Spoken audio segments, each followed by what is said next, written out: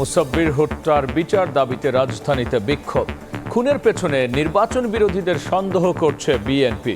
পরিবারের দায়িত্ব নিলেন তারেক রহমান। যারা নির্বাচন বিরোধী সেই জাতীয় কোনো অপশক্তির পিছনে আছে কিনা সেটা খতিয়ে দেখতে হবে। যারা মনে করে যে নির্বাচনকে কণ্ঠকাকীর্ণ করবে সেটা সফল হবে না। আমাদের দলের অনেক কয়েকজন নেতাকে হত্যা করা হয়েছে, খুন করা হয়েছে, কিন্তু সরকারের তরফ থেকে সেই ধরনের যে একটা ইফেক্টিভ ব্যবস্থা সেটা কিন্তু গ্রহণ করা হয়নি।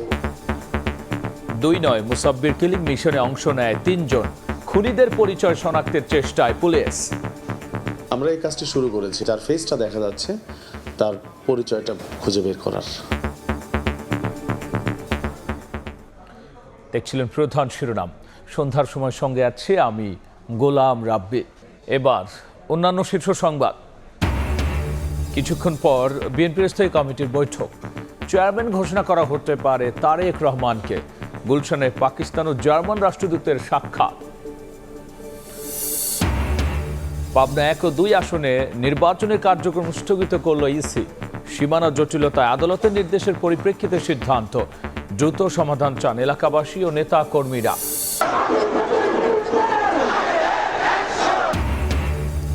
ওসমান হাদি হত্যার বিচার দাবিতে আধিপত্য বিরোধী পদযাত্রা। কঠোর আন্দোলনের হুঁশিয়ারি ইসলামী ছাত্র আন্দোলনের। সরকারের বিরুদ্ধে ব্যর্থতার অভিযোগ। কুমিল্লায় বাস, অটোরিকশা, মোটরসাইকেলের ত্রিমুখী সংঘর্ষ।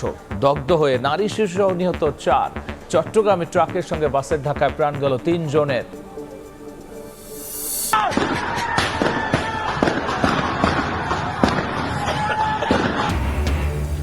বিক্ষোভে উত্তাল ইরানে। এবার খামেনির পদত্যাগ দাবি। সহিংসতায় নিহত বেড়ে 45। ট্রাম্পের হয়ে কাজ করছেন আন্দোলনকারীরা। অভিযোগ সর্বোচ্চ ধর্মীয় নেতা।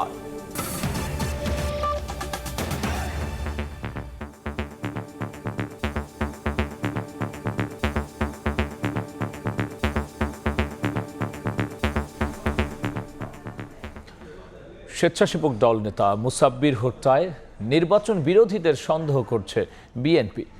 ভোট বানচালের কোনো চক্রান্ত সফল হবে না বলেও সাফ জানিয়েছেন দলটির নেতারা। একের পর এক রাজনৈতিক হত্যাকাণ্ড ঘটলেও সরকারের পক্ষ থেকে কার্যকর পদক্ষেপ নেই বলে অভিযোগ বিএনপি নেতাদের।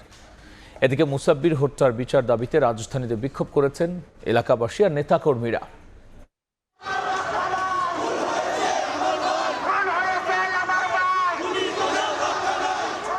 স্লোগানে স্লোগানে সহযোদ্ধা হত্যার বিচার দাবি। স্বেচ্ছাসেবক দলের সাবেক নেতা আজিজুর রহমান মুসাব্বিরের হত্যাকারীদের গ্রেপ্তার দাবিতে শুক্রবার দুপুরে রাজধানীতে বিক্ষোভ মিছিল বের করেন সংগঠনের নেতাকর্মীরা। এতে যোগ দেন পশ্চিম তেস্তুরি বাজারের এলাকাবাসীও। এদিন রাজধানীর পান্থপথে মুসাব্বিরের বাসায় গিয়ে পরিবারের স্বজনদের প্রতি সমবেদনা জানান বিএনপির স্থায়ী কমিটির সদস্য সালাউদ্দিন আহমদ। পরে তিনি সাংবাদিকদের বলেন, মুসাব্বিরের পরিবারের দায়িত্ব নিয়েছেন বিএনপির শীর্ষ নেতা তারেক রহমান। যারা নির্বাচন চায় না, এ হত্যায় তাদের হাত আছে কিনা তা খতিয়ে দেখার আহ্বান জানান সালাউদ্দিন। যারা গণতন্ত্র চায় না, নির্বাচন চায় না এবং নির্বাচনকে যারা অনিশ্চিত করতে পারলে লাভবান হবে, সেই জাতীয় কোনো অপশক্তির পিছনে আছে কিনা সেটা খতিয়ে দেখতে হবে। তবে আমরা ঘটনার সুষ্ঠু তদন্তের জন্য দাবি করেছি। চট্টগ্রামে এক অনুষ্ঠানে বিএনপির স্থায়ী কমিটির আরেক সদস্য আমির খসরু মাহমুদ চৌধুরী বলেন, নির্বাচন বানচাল করার জন্য অনেকে চেষ্টা করছে, কিন্তু তারা সফল হবে না। আমরা একটা সুস্থ নির্বাচনের দিকে যাচ্ছি। নির্বাচন বানচাল করার জন্য অনেকে চেষ্টা করেছেন, পারে নাই। এখনো চেষ্টা করছেন, পারবে না ইনশাআল্লাহ।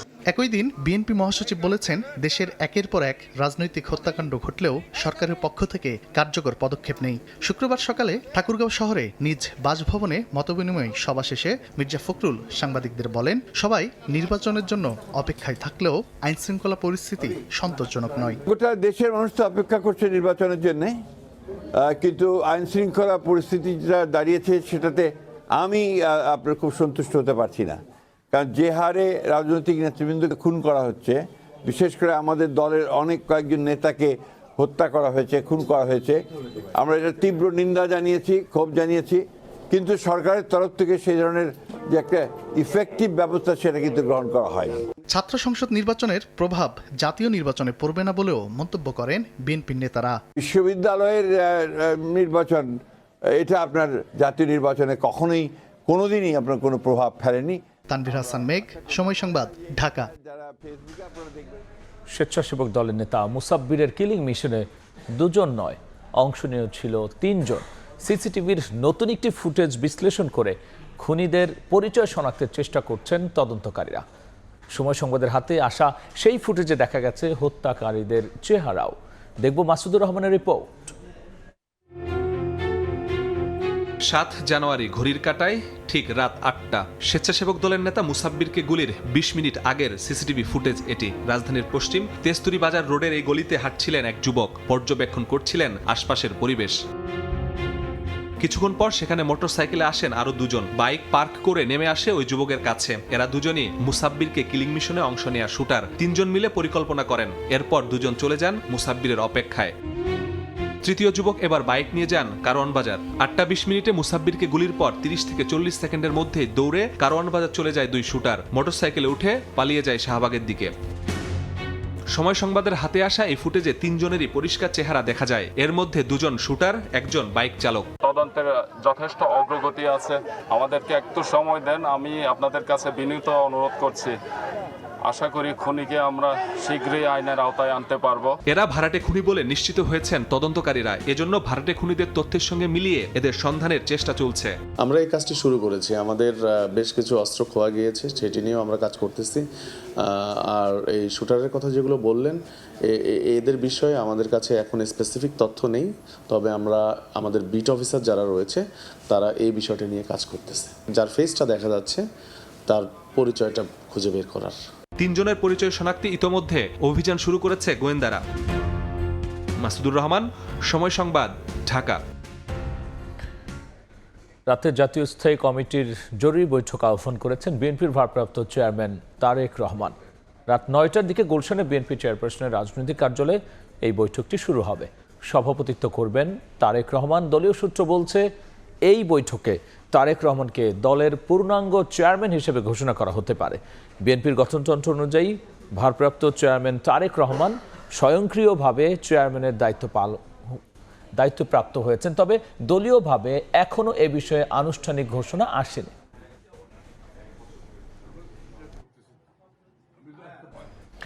বিএনপির ভারপ্রাপ্ত চেয়ারম্যান তারেক রহমানের সঙ্গে সাক্ষাৎ করেছেন ঢাকায় নিযুক্ত পাকিস্তানের হাই কমিশনার ইমরান হায়দার। বিকেল 4:30টার দিকে বিএনপি চেয়ারপারসনের গুলশান কার্যালয়ে আসেন তিনি। আধা ঘন্টার বেশি সময় তারেক রহমানের সঙ্গে বৈঠক করেন পাকিস্তানের হাই কমিশনার। পাকিস্তানের হাই কমিশনারের সঙ্গে বৈঠক শেষে বিএনপির গুলশান কার্যালয়ে আসেন জার্মান রাষ্ট্রদূত ডক্টর রুডিগার লোর্টস।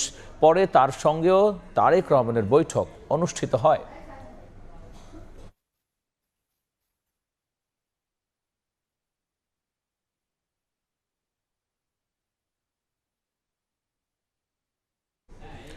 দীর্ঘ 1.5 যুগেরও বেশি সময় পর উত্তরবঙ্গ সফরে যাচ্ছেন বিএনপির ভারপ্রাপ্ত চেয়ারম্যান তারেক রহমান। অংশ নেবেন বেশ কিছু কর্মসূচিতে। তারেক রহমানের সফর ঘিরে উত্তরের জেলায় জেলায় ব্যাপক প্রস্তুতি নিয়েছে বিএনপি। ব্যানার ফেস্টুনে ছেয়ে গেছে পুরো জনপদ। উচ্ছ্বসিত নেতাকর্মী সহ স্থানীয়রা নিরাপত্তা জোরদার করেছে আইন শৃঙ্খলা রক্ষা বাহিনী। প্রায় 1.5 যুগ পর স্বদেশে বিএনপির ভারপ্রাপ্ত চেয়ারম্যান তারেক রহমান। সফরের শুরুতেই উত্তরাঞ্চলে ছুটবেন মাটির টানে। 11 জানুয়ারি থেকে শুরু হবে তার এই পথ চলা। ঢাকার বাইরে সফরের শুরুতেই তিনি স্বাধীনতা সংগ্রামের অন্যতম অগ্রনায়ক মাওলানা আব্দুল হামিদ খান ভাসানীর কবর জিয়ারত করবেন। এজন্য টাঙ্গাইল জুড়ে উৎসবের আমেজ। প্রিয় নেতাকে স্বাগত জানাতে নানা পরিকল্পনা নিয়েছেন জেলা বিএনপি। দল মত নির্বিশেষে শ্রেণী পেশার সকল মানুষই অধীর আগ্রহে অপেক্ষা করছে।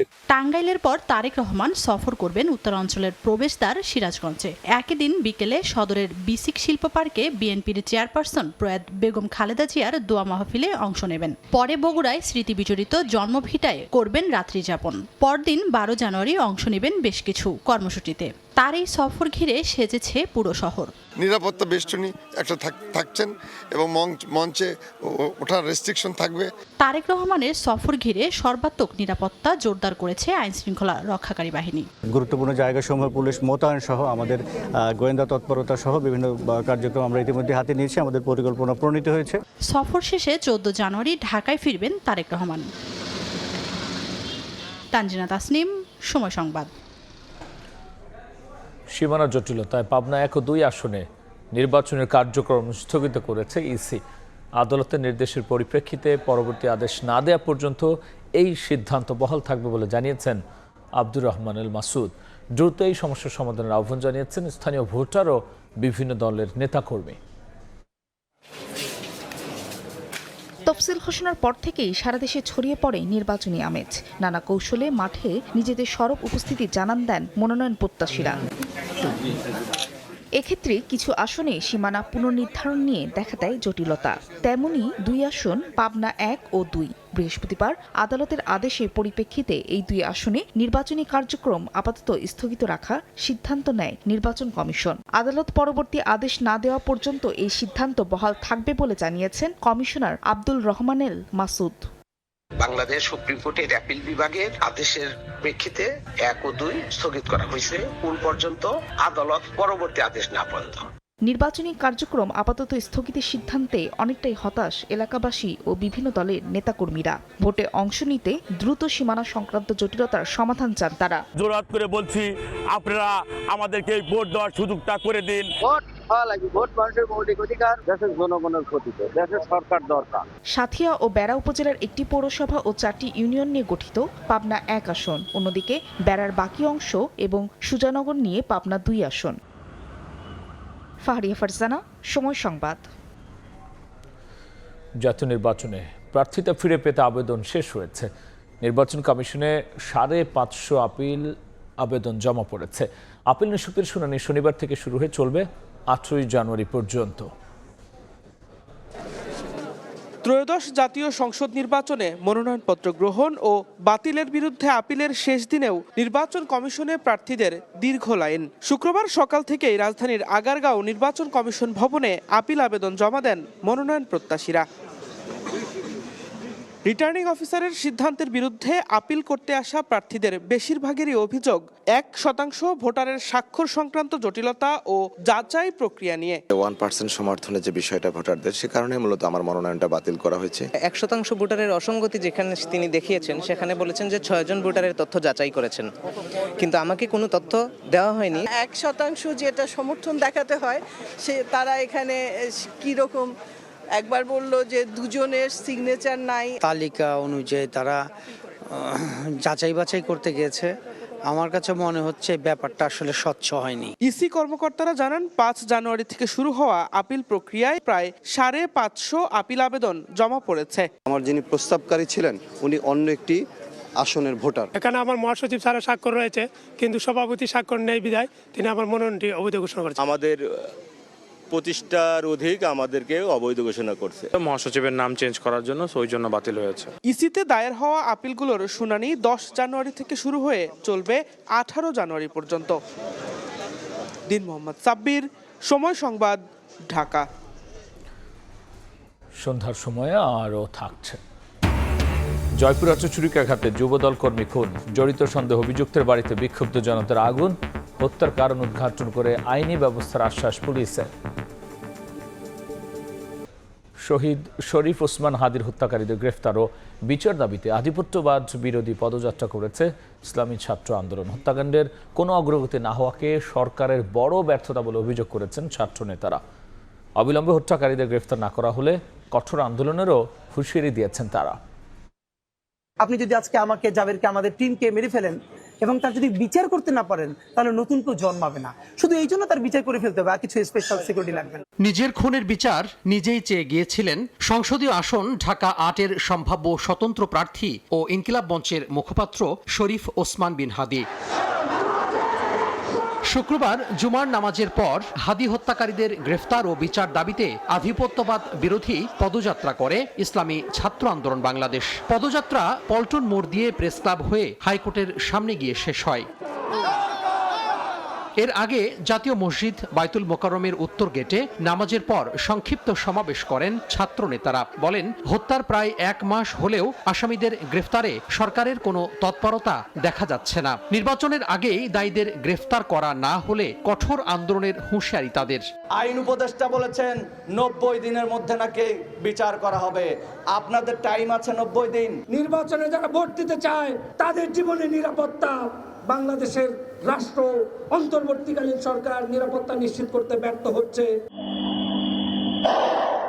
গত 12 ডিসেম্বর রাজধানীর পুরানা পল্টন এলাকায় চলন্ত মোটরসাইকেল থেকে রিকশায় থাকা শরীফ ওসমান বিন হাদিকে গুলি করে আততায়ীরা। 18 ডিসেম্বর সিঙ্গাপুরে চিকিৎসাধীন অবস্থায় মারা যান শরীফ ওসমান বিন হাদি।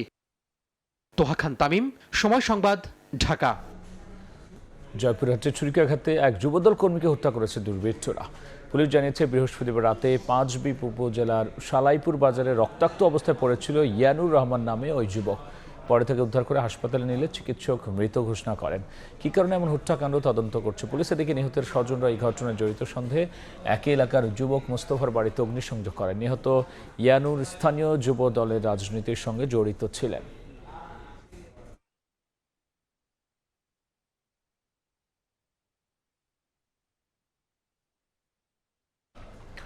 সন্ধ্যার সময়ে আরও থাকছে।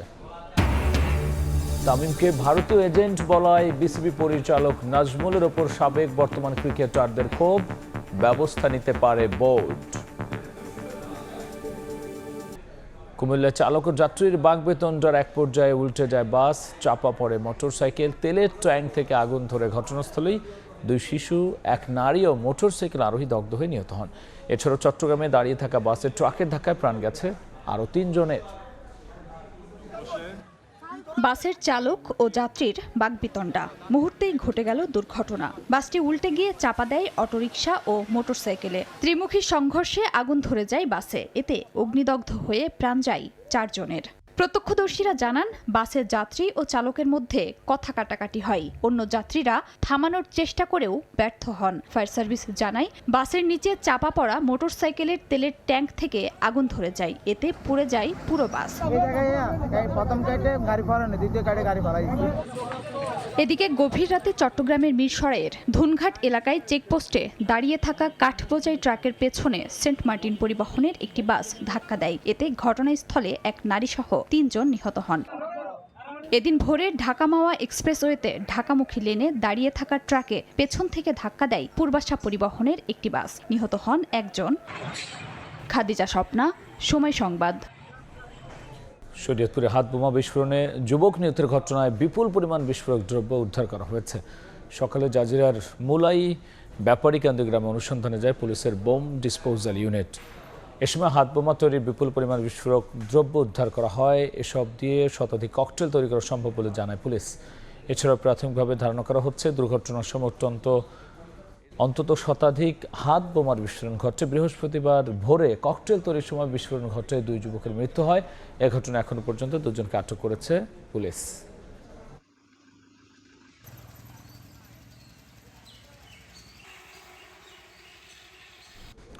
দেখছেন সন্ধ্যার সময়। ইরানের সরকার বিরোধী বিক্ষোভে এবার সর্বোচ্চ ধর্মীয় নেতা আয়াতুল্লাহ আলী খামেনির পদত্যাগের দাবি উঠেছে।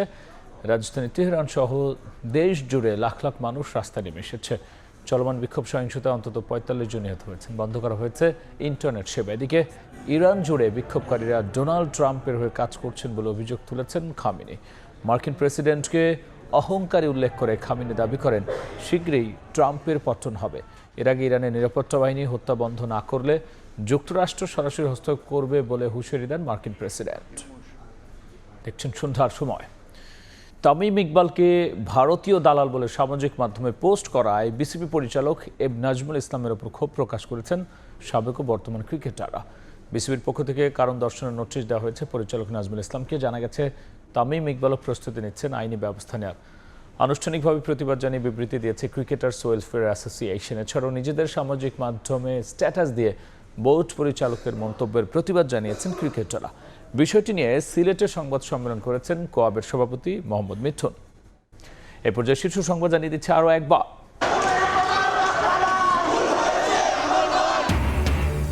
মুসাব্বির হত্যার বিচার দাবিতে রাজধানীতে বিক্ষোভ। খুনের পেছনে নির্বাচন বিরোধীদের সন্দেহ করছে বিএনপি। 2 নয়, মুসাব্বির কিলিং মিশনে অংশ নেয় 3 জন। পাবনা 1 ও 2 আসনে নির্বাচনের কার্যক্রম স্থগিত করল ইসি। শেষ হলো প্রার্থীতা ফিরে পাওয়ার আবেদন। কাল থেকে 9 দিন চলবে আপিল নিষ্পত্তির শুনানি।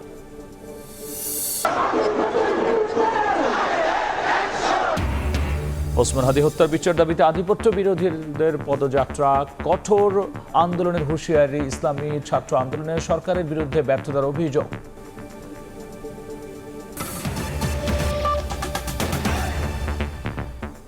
এই ছিল সন্ধ্যার সময়। এরপর নির্বাচনের সময় নিয়ে যুক্ত হবেন সহকর্মী আফজাল হোসেন। ধন্যবাদ রাবি।